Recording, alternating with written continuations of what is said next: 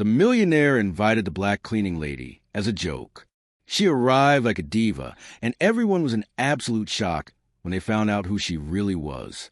The main hall of the Blackwood Mansion in Beverly Hills exploded with malicious laughter when Victoria Sterling descended the marble staircase, wearing a dress that cost more than the annual salary of most of the people present. It wasn't laughter of admiration. It was pure, cruel mockery. "Look who decided to show up," Richard Blackwood whispered to his guests, raising his glass of Dom Perignon champagne. "Our dear cleaning lady." Victoria was 35 years old and never imagined she would one day step foot in that ballroom as a guest, even if it was a joke.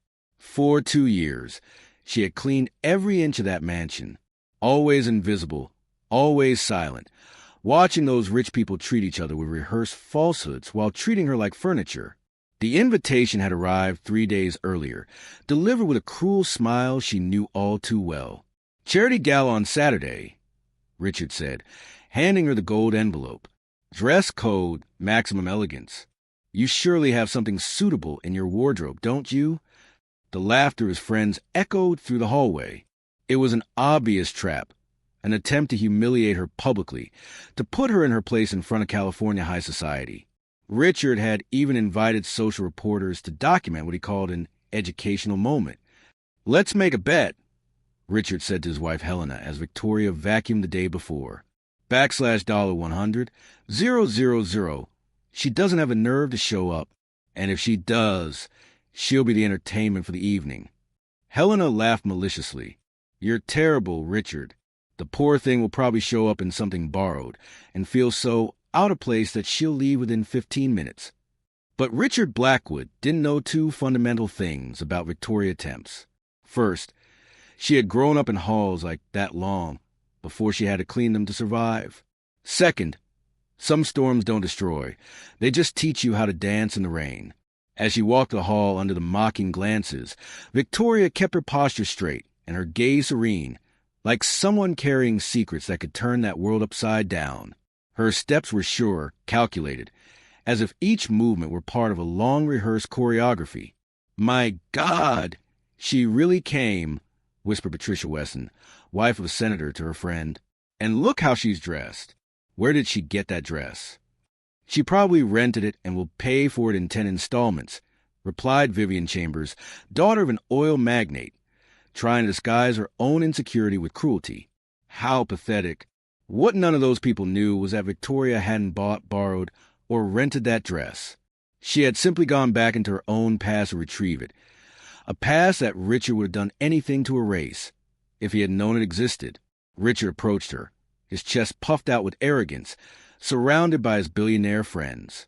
His confidence was sky high. After all, he had orchestrated this as a public display of power and social control. "Victoria, what a pleasant surprise. I never doubted you'd come. After all, when a person like you receives an invitation to an event like this..." "A person like me?" Victoria repeated, her calm voice cutting through the air like sharp silk. "Go on, Richard. Finish your sentence." For a microscopic moment, something in her tone made Richard hesitate. There was a firmness there that didn't match the submissive woman he knew from the halls of the mansion. But arrogance quickly took over again. "Well, you know, someone who doesn't normally frequent this kind of environment. You must be feeling quite intimidated by all this elegance." Victoria smiled. Not a submissive or nervous smile, but something dangerously serene that made some nearby guests stop laughing instinctively. "Intimidated," she repeated softly, her eyes meeting his with an intensity that made Richard take a step back without realizing it. "No, Richard, I'm feeling exactly where I've always belonged." The silence that followed lasted only a few seconds, but it was enough for the atmosphere of the party to change completely. There was something about the way Victoria spoke, the way she moved, the way she occupied the space that defied all expectations those people had about who she should be. Richard cleared his throat, trying to regain control of the situation. "Well, I hope you enjoy the evening. I'm sure it will be educational for you." "Oh, I'm sure it will be educational for all of us," Victoria replied, her gaze slowly sweeping over the group of guests as if cataloging each face for future use. If you're enjoying this story of twists and justice, don't forget to subscribe to the channel. Because what those privileged people didn't know was that Victoria carried with her a secret so explosive that it would turn that night of planned humiliation into the greatest lesson on prejudice and underestimating people that Beverly Hills had ever witnessed. Richard was having more fun than he had imagined. Victoria hadn't run away in embarrassment as he had expected. She remained there with that strangely confident posture that was beginning to bother him in an inexplicable way. "Everyone," Richard announced loudly, tapping a silver spoon against his crystal glass to get the attention of all the guests, "I'd like to introduce our special guest tonight, Victoria, our dedicated cleaning lady." Laughter echoed through the hall like cruel waves. Cell phone flashes began to flash as socialites took photos to post on their social media accounts with sarcastic captions.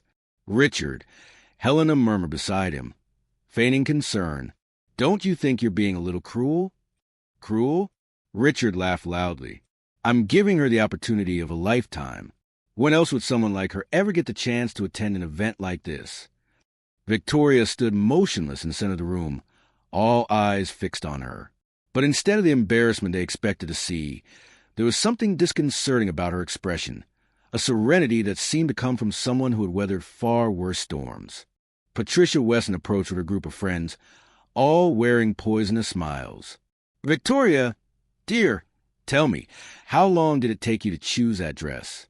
It must have been so challenging to find something suitable." "Actually," Victoria replied with a calmness that made Patricia hesitate, "this dress has a very special history.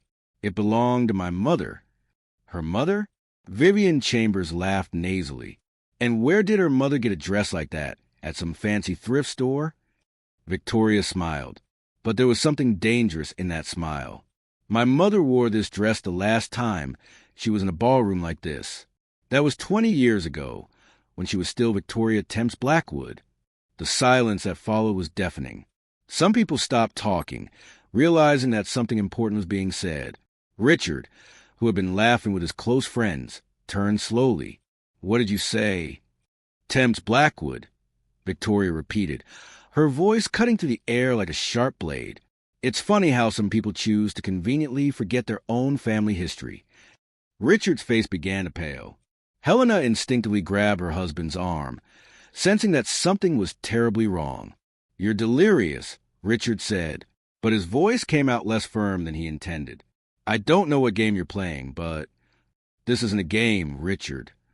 Victoria took a step toward him, and several guests instinctively backed away. "It's history. Our history. The history you tried to erase when you decided it was more convenient to pretend that certain people in our family never existed." The cell phone cameras continued to record, but now for a completely different reason. Whispers began to spread through the room like wildfire. Helena pulled Richard by the arm. "What is she talking about?" "She's lying," Richard replied, but his hands were shaking slightly. "She's a deranged employee trying to get attention." Victoria reached into her small purse and pulled out an object that made several guests gasp. It was a ring. Not just any ring, but the traditional Blackwood family engagement ring, engraved with family crest and featuring the distinctive blue sapphire that had been passed down for generations. "This ring," Victoria said, holding it up for all to see, "was given to my mother by her father, Henry Blackwood, my grandfather. The man you told your children died without an heir." Richard was now visibly shaken. "Where did you get this? How dare you steal?" "Steal?" Victoria laughed, but there was no humor in the sound. "Richard, you can't steal something that is rightfully yours by birthright." Patricia Weston, who had been watching open-mouthed, whispered to her friend, "My God, do you think she's telling the truth?" "Impossible," Vivian murmured, but her voice no longer sounded so confident. "Richard would have told us if he had a cousin." Victoria heard the whisper and turned to them. "Cousin? No, dear. I'm not Richard's cousin." She paused dramatically, looking directly at Richard. "I'm his half-sister." The room exploded in murmurs and muffled exclamations. Richard looked as if he had been struck by lightning. "This is ridiculous," he shouted, but his voice cracked. "My father would never—" "You're making this up." Henry Blackwood had an affair with my mother, Isabella, for 5 years. Victoria continued relentlessly. She was a family's piano teacher. When she found out she was pregnant with me, your father promised to take care of us, and he kept his promise until he died. Helena now had one hand over her mouth, staring between Victoria and Richard as if watching a car crash in slow motion. You, Victoria said, pointing directly at Richard, decided it would be easier to pretend we never existed.